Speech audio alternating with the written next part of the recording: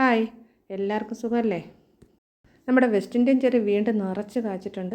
അത് ഉപ്പിലിടാനുള്ള കാന്താരി മുളകാണ് ഞാൻ പറിച്ചുകൊണ്ട് നിൽക്കുന്നത്. ഈ മുളക് നമ്മൾ നട്ടു വളർത്തിയതൊന്നുമല്ല, അത് തനിയെ അവിടെ കിളിച്ച് വന്നതാണ്. അതിൻ്റെ ചുവട് നിൽക്കുന്നത് ഇൻ്റർലോക്കിനിടയിലാണ്. എന്നിട്ടും അതിനകത്ത് ഒരുപാട് മുളകുണ്ട്. പിന്നെ നമ്മൾ അടുത്തൊരു ഡ്രമ്മിൽ അത് വെള്ളം നിറച്ച് വെച്ചിട്ടുണ്ട്. അത് ചെടികൾക്ക് ഒഴിക്കാൻ വേണ്ടിയിട്ടുള്ള മഴവെള്ളമാണ്. ഇപ്പം കായ്ച്ച വെസ്റ്റ് ഇന്ത്യൻ ചെറിക്ക് നല്ല വലിപ്പമുണ്ട്. കഴിഞ്ഞ വർഷത്തേക്കാളും നല്ല വലിപ്പമുണ്ട്. അതിന് കുറച്ച് വളം ചെയ്ത് കൊടുത്തിട്ടുണ്ടായിരുന്നു.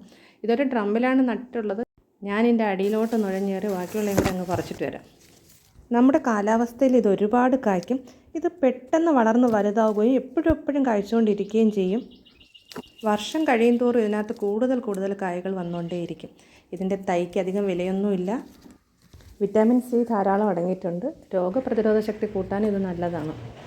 ഇനി ഇത് വാങ്ങിച്ച് നട്ടിട്ടില്ലാത്ത ആരെങ്കിലും ഉണ്ടെങ്കിൽ ഉടനെ വാങ്ങിച്ച് നടണം. നല്ല ഉപയോഗമുള്ളതാണ്. നമുക്ക് കുട്ടികൾക്ക് ലഞ്ചിൻ്റെ കൂടെ ഇത് ഉപ്പിലിട്ടത് കൊടുത്തു വിടാനും ഒക്കെ നല്ലതാണ്. ഇതിൻ്റെ സീഡ്സിന് കട്ടി കുറവാണ്. അങ്ങനെ നമ്മുടെ സ്വന്തം വെസ്റ്റ് ഇന്ത്യൻ ചെറിയും കാന്താരി മുളകും ഒക്കെ ചേർത്ത് നമ്മുടെ ഉപ്പിലിട്ടത് ഇവിടെ റെഡി ആയിട്ടുണ്ട്. നല്ല രസമായിട്ടില്ലേ കാണാൻ? Okay, bye bye.